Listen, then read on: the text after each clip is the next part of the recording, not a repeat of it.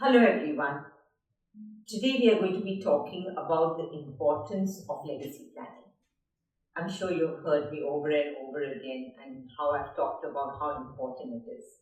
So let me turn it the other way around. Today I'm going to be talking more about the cost of poor planning. And as you all know, it's been close to my heart because I have had personal experience, when I was widowed at a very young age. That was a good, very many years ago. And today we are joined by, it's unfortunate, but we lost a close friend. And today we are being joined by Vrushali Nadkerni, okay, who's been widowed recently, and it is very unfortunate that we lost a good friend, Sham Nadkerni. Her family, as I would say, which was my family too, like years back, we have been victims of misconception. The misconception always is, we are not wealthy enough. Who talks about legacy planning? Who needs things like this? We don't have properties, right? Oh, we still have a long time. We never know, we are still young. Like we keep saying, we never know when goes, but we still feel we are young. And it's going to be expensive and so on and so forth. So what happens is we tend to push it onto the back burner. So today I would like you to, meet and hear first-hand experiences of what Vrushali Nadkerni herself had to go through. And she, being widowed just a very short while ago, I must say has been brave enough to join, and let us know about what her upheaval battle that she had to fight. And besides being very frank about not being prepared for whatever legal instruments that were required. Let's hear it from her. Thanks, Rish, for coming in, and thanks for being so kind enough to share your experiences with me. Actually, I should say thanks, Naz, because this is an opportunity, and as you know, that it's been really, really a difficult 10 months, and the whole process has been, I think, crazy. But my biggest aim I felt was that I want to reach out and help people understand why they need a will, the mistake that we made because of things that we never ever expect in our lives. Everything happens never according to your expectation. Like we said, first of all, I think you all were victims of the misconception that we don't need it and we have time and who's going to spend this sort of money, and although it's a very small amount of money, we just keep thinking of that. And like we say, he was not even 60. And I remember you telling me that the doctors just a day before gives him a flying certificate that continue what you're doing, you're great health. And the next evening he's no more. He's no more. Absolutely. In fact, even the doctor was really confused as what could have happened. He was absolutely fine. And now trying to figure out why, what, when, it's something which is beyond our control or even our thoughts. I don't think I've had the time at all. To be very honest with you, it's been a mad run. I mean, the first thing was shock. We really didn't know how to handle it. And then, before we could even grieve properly, we had to start thinking about the next steps of what do we do now. So you're talking first was the emotional. I think this hit is so much. And over here, I must mention that, I had two small kids. Mine were 8 and 11. I would say that it's fantastic that your kids are grown up and they were like... No, I think, I really don't know what I would have done if this had happened many years ago. Yeah. Not that I know what to do now, but at the same time, I still feel that the soldiers are there. Yeah, that my kids are being adults and being independent has been they're like my backbones, and I really feel blessed. So, like you mentioned, after the emotional part of it, what were your thoughts? Let me hear it from you. Let us know what you think. The first thing that hits. So the first thing actually is, apart from emotions and apart from grieving and apart from the breaking down at every moment, the memories. It's, you suddenly don't know what to do, because when you have some very so strong handling all the finances, we all have this. In fact, all my friends, even now, they still say, "Arey, it's okay. There's no need. Kya hai?" It's That he's there. yeah, He's the yeah. bread earner. It's okay. We'll find out when the time comes. But no, it's difficult. It's difficult. It's difficult when you really don't know what to do from the bank's point of view. You don't know where the finances are. You don't know what you're going to do, how you're going to manage. As simple as that. Would you be okay to share the journey? Like how? Where did you go? Because I remember you saying that, unfortunately he died intestate, where we say even without a will. The normally people think that, like for the HNIs and for the VHNIs, as I say, we have instruments. Could be foundations, could be trusts. There are different instruments, but there are simple instruments like a will. And you mentioned that you didn't think of it. And just take us through the journey. How did you go around, without a will? My first question would be, of course, I'm sure the official and the legal places that you have to go, but you're still in this country, meaning he was sponsoring you. Now that we have these visas and things like that, tell us first about how you're still in the country. So, to be really very honest with you, I mean, actually, the laws have kind of changed now. And earlier there was only the Shari'a law. But now, when this happened, we were told that there are laws, like there's a Hindu law and because you're a non-Muslim, and the UAE has evolved tremendous. Some years back, it was unheard of, because whoever died intestate here, it was only that one law that applied.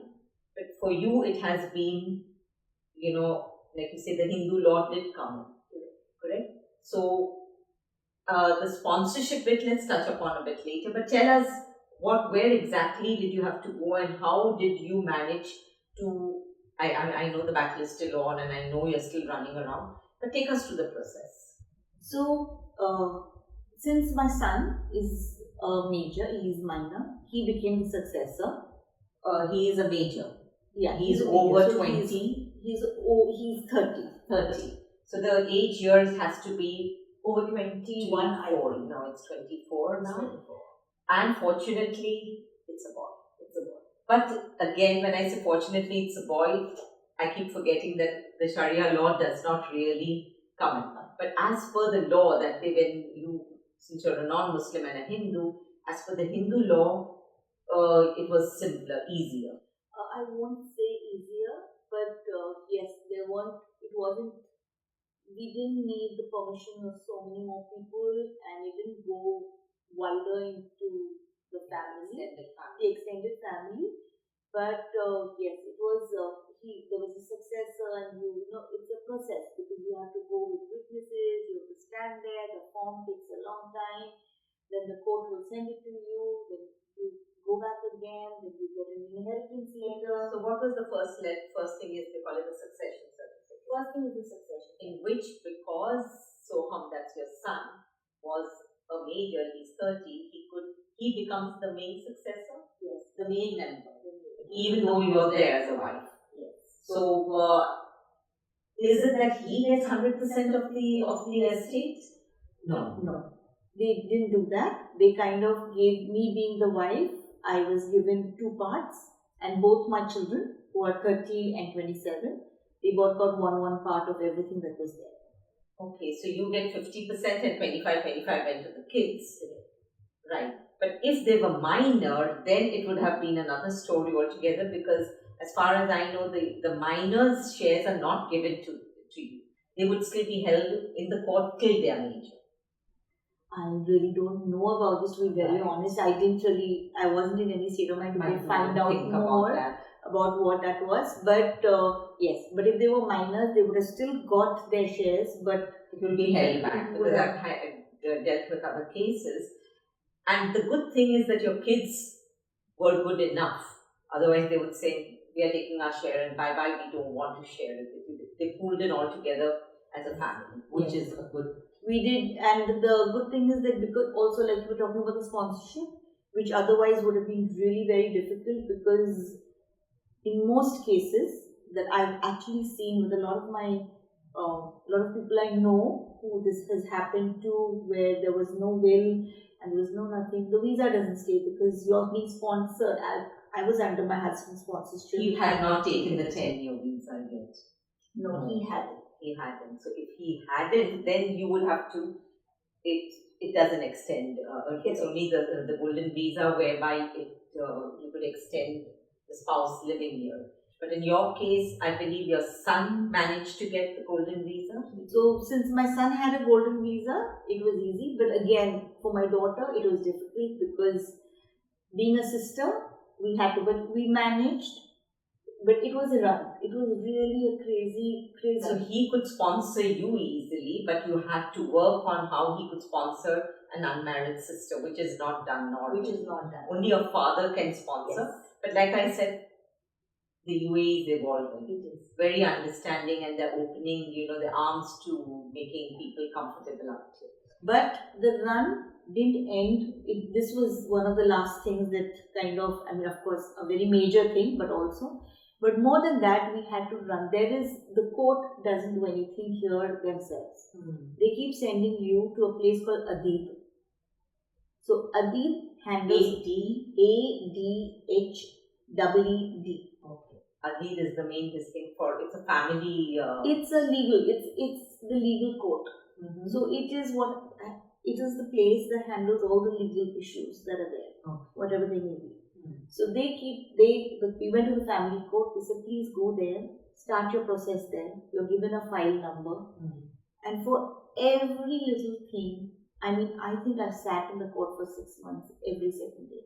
Imagine. And here I would like to say that because we have probated wills, now that ADJD has come in, that is Abu Dhabi Judicial Department, has opened up even for Muslims, and we have probated Muslim wills, and the process has been so smooth, where the family is not bothered at all.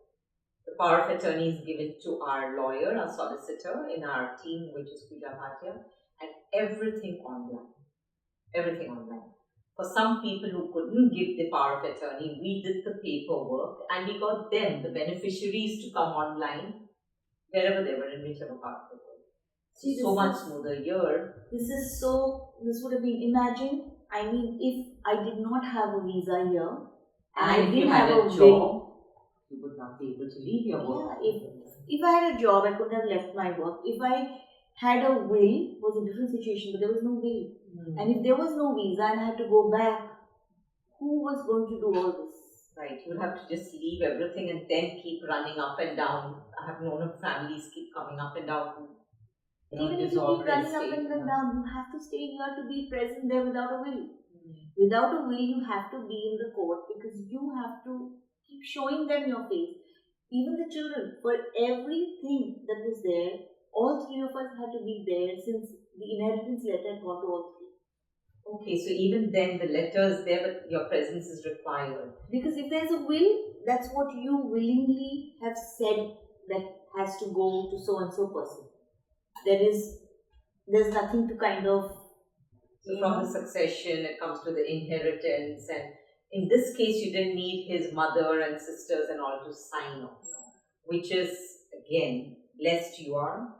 But there are certain families where you have seen, especially where it was the Shari'a law where they had to get signed, and people have had their consequences of the extended family, some signing, some refusing to give in. No, but again, we had all three of us had to sign for everything. Yeah. So, like you said, the children were good, and it was nice that they were with me.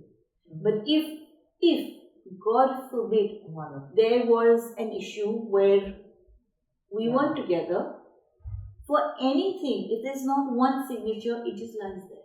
Correct. The cars cannot be sold till they're not transferred. So even if you have, like we have 5, 6 So these cars and bikes, because I know Sham was a biker, they were all in Sham's name. Yes.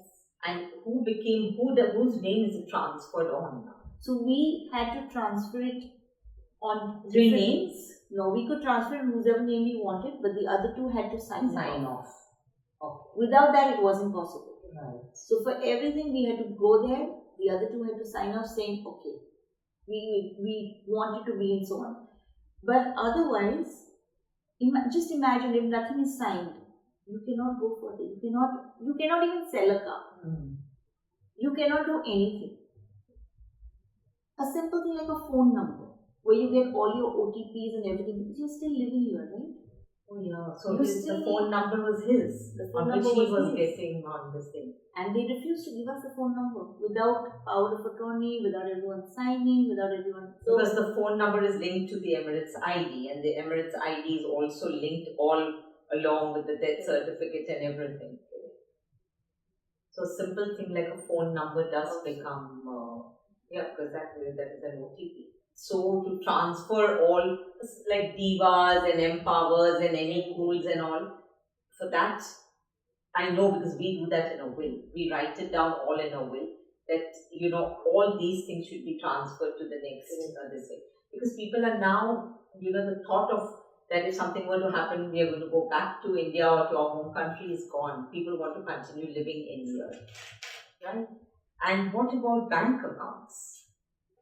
That I believe is the biggest, one of the biggest hurdles, because that is where your cash, your day-to-day money is. So the bank accounts, the moment the banks come to know, the accounts are frozen.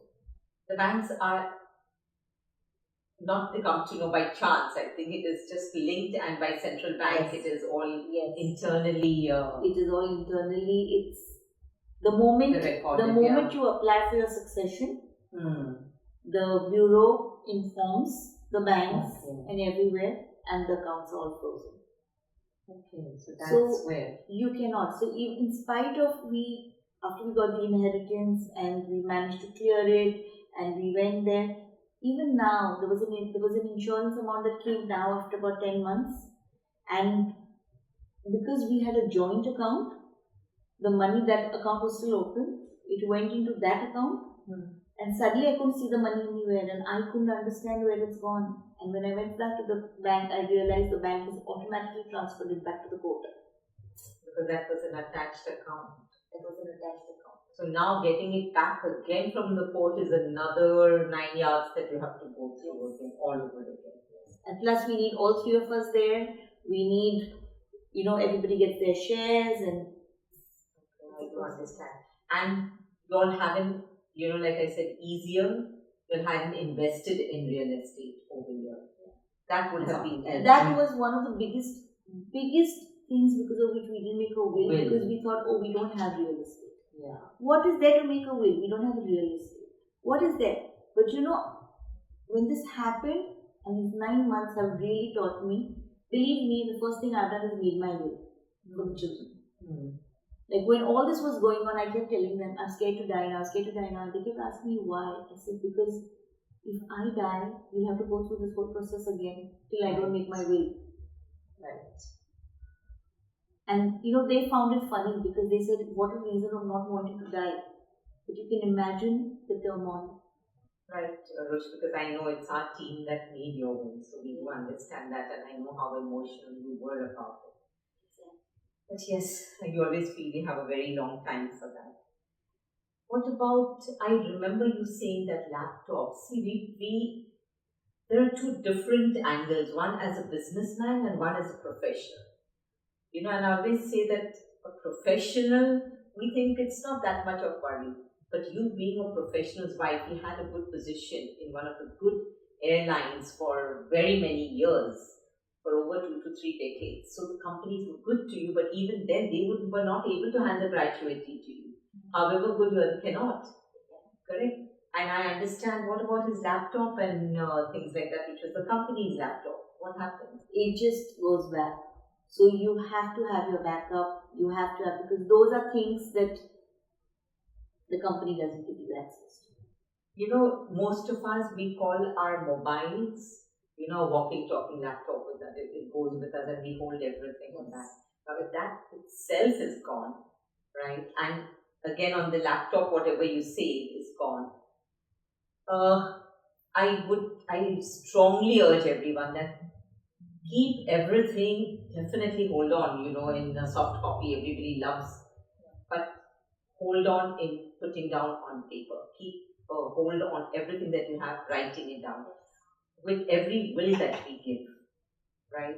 I enforce people to, write down things on the peace of mind planner. We have a booklet which we are making. No, I did that. When you gave it to me, that was the first thing I did because it just helped me so much. Because it helps you also accumulate and know exactly that everything's in one place. Yeah, no thoughts like, okay, what is my title deed number? I don't know. Who will remember what it is? And I've had families where the kids didn't even know that in India, in Mahabaleshwar or in Alibag, my dad had a house. They were shocked, So there are so many things. We feel, let them know. Right now, there's no need for to let them know. The insurance plans, there were umpteen number of things. We've made a complete list, of things. No, luckily for me, I knew because Shamini, I knew what was in India, which made it simpler for me to be able to go there and do it. But again, over there you can have nominees, but they will never inform your nominee that you are in charge. So this thing that you had where you write everything down is so important so that the children know, because only if you're a nominee can you reach out, can you go back to the bank and say. And that again in India, a nominee is not a beneficiary. That's a complicated thing. So not to, when people come to us, I don't like to do one part of the legacy bit. I always say we do a holistic plan. So we take you through the 3 pillars. One is what have you thought about for yourself and your spouse? What are you doing for the family? What are your business? For businesses, we have complete different solutions. Because you can be a family business, right? Or you can be as a partnership. So there are different solutions, like we have the Rockefeller, shareholder protections, different things that we do for the business families. And here what we are talking about is, besides the peace of mind planner, we automatically, especially for the Indians, and the Indian Council here is allowing us to, we give a complimentary India will. Yes. So that makes it so much more easier. Just go to the Indian Councils and that is done. So you're doing a holistic, complete holistic that when you're coming. So much peace of mind, Naz, really, to have the India will also in place thanks to you. Yeah, you didn't have to run to India to do that. It's all done here itself, right? And lots of other countries, we do help if the embassies here are willing. If not, we have a way of doing. Power of attorney is another thing which I insist that people do on. So we are, like I said, the team Ma'an is not doing one, it's a complete holistic. And we have team following up with you. That have you done this, have you done this? Some of the things we may not be able to do. But we guide you to the Dubai courts and how to get that done. Rush, is there anything that you would like to, share with our viewers? The only thing I would say is, don't wait for something to happen. You never know when it's going to happen. Really, we keep thinking and we keep wishing and we keep praying that we are not in that bracket of things, the unfortunate things happening. But when it hits you, it really hits you. Make your way. It just helps you because at least I'm sure you're at peace that you know that the rest of the family is not running, they can at least breathe properly. Thanks, Rush, for bringing that in, right? Because that is what has been a highlight. I always say the simple of all the solutions, the simplest is a will. Of course, we have more sophisticated solutions depending on your family background and how you would like to. But a simple thing like a will is one of the most effective things, right? That is most important. So bring it all together, right, and meet up with us because we don't end up with just cut. We are more than just a legal firm. No, and that's really true. I mean, the first thing that I did was reach out to Man, and Naz really sat me down. We got everything done. We got the will made over here. Not only mine, even the children. My son who's working over here, he got his will made, though he's just 30. He realized that was really, really important. I got the will made for India and the peace of mind I've managed to put everything down, which has really given me peace of mind that, like, more than anything else in the house, I think that right now is the most important. Thank you, Naz. Thank you so much.